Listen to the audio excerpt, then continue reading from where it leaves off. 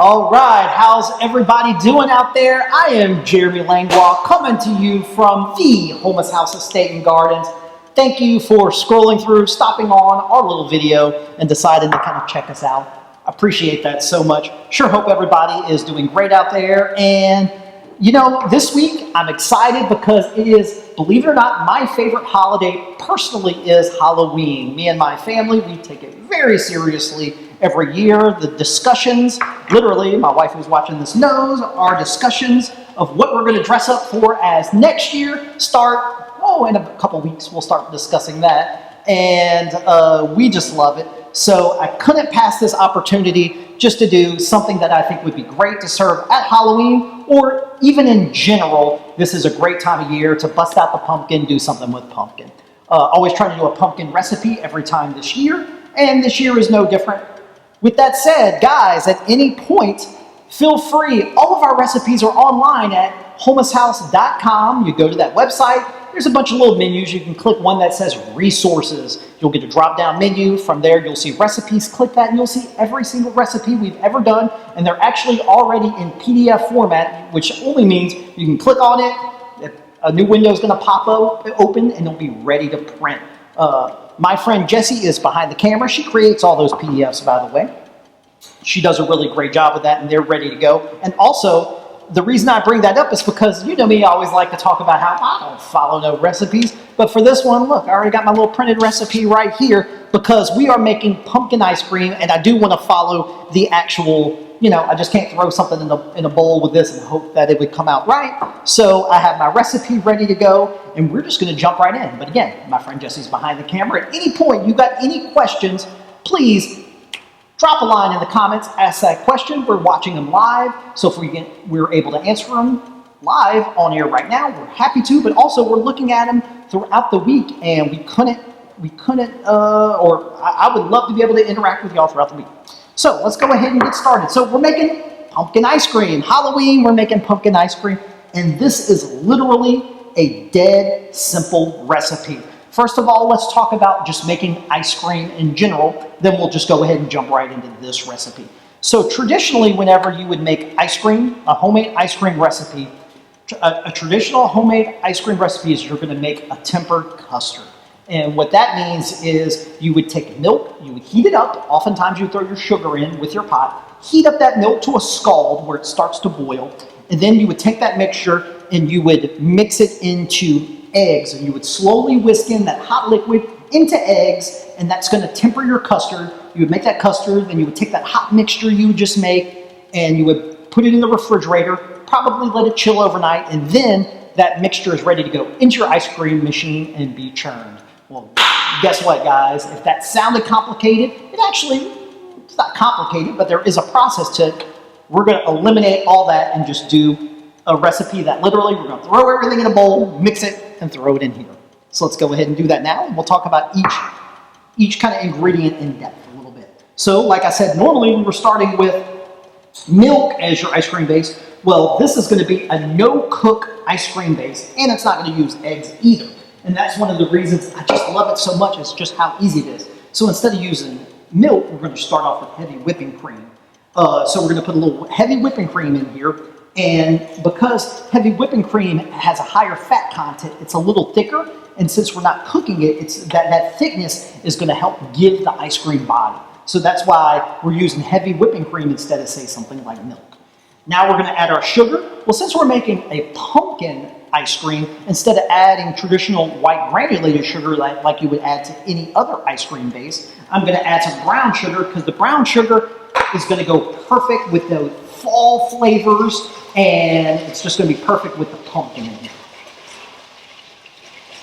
Next, we're going to add a little bit of vanilla extract. I want to keep it simple, but also at home. If I was making this in the restaurant, we already have access to vanilla beans, so I would probably split a vanilla bean in half, scrape those seeds out and put it in here. So if you have that at home as well, do that. That would be fantastic. Or you just put a tablespoon of that extract in there. Next, since we're sticking again with those fall spices, we're going to add a little bit of cinnamon to here. So shake a little bit of cinnamon. Don't need much cinnamon, y'all. A little bit goes a long way. It's very strong. We'll get that in there. This is a unique ingredient. But if you don't have this, don't stress it. But if you have a little bit of ground ginger, we're going to put that in there. And that ground ginger, just like say ginger snap cookies, perfect in the fall. And that ginger with that kind of tart and lemony spice that it's going to add to this and those fall flavors, it's going to be fantastic. So we're going to get the ginger right in here.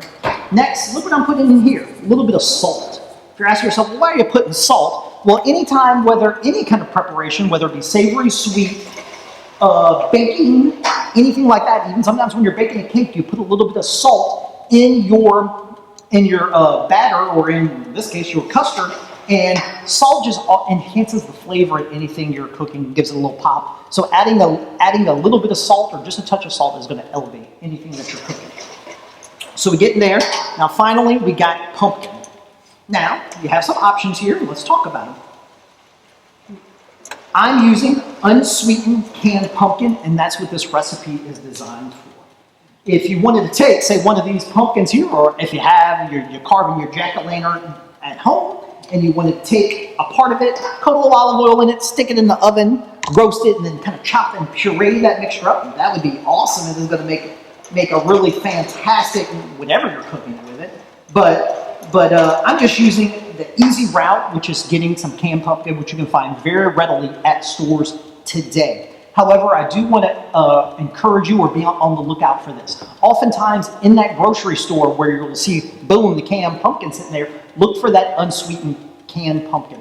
On the same aisle, often right next to it, you'll have canned pumpkin pie filling, which is very commonly sold in grocery stores as well. And I don't want you to buy that because the canned pumpkin pie filling that's meant to be used for pumpkin pie. So that's meant to be dumped right into a pie shell and then baked off. So it's already going to have your sugar. It's already going to have eggs in it. It's going to have all kind of different spices and different ingredients in it that we don't want in here because we've already added our cinnamon. We've already added our sugar. We don't want those eggs in here. We don't want to have that raw egg in this batter, or this custard. So be on the lookout for that. Just a tip.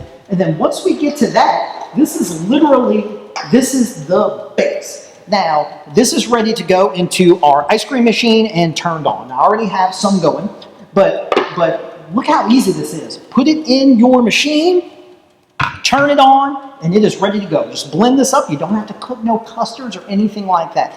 It is extremely simple.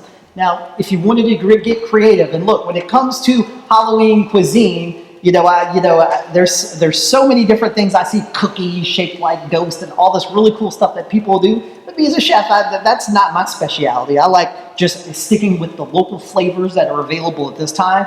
But we put it in the machine, we turn it on, we start to churn it. Couple tips.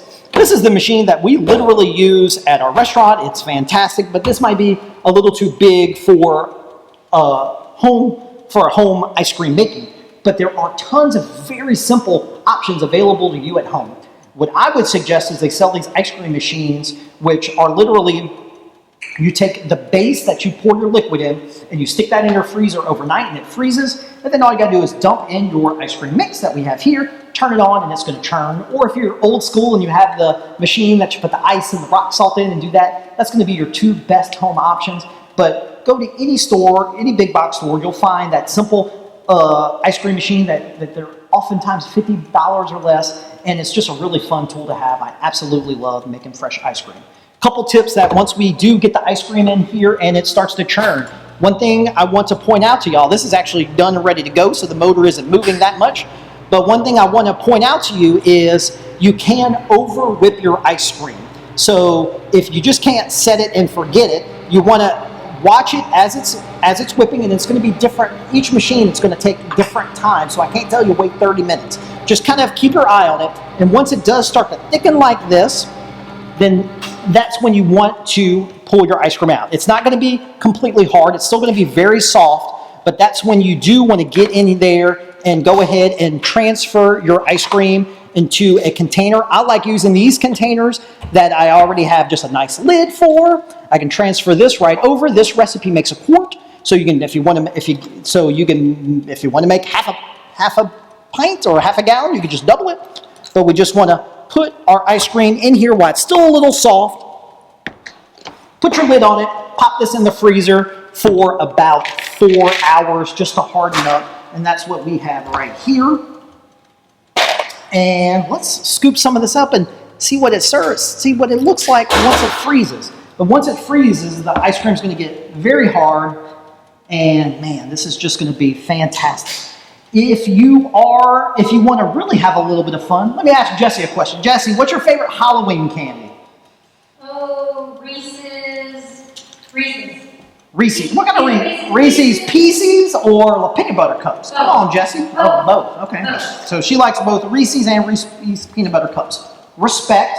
Great candy there, but she said the wrong answer. The right answer, of course, is candy corns.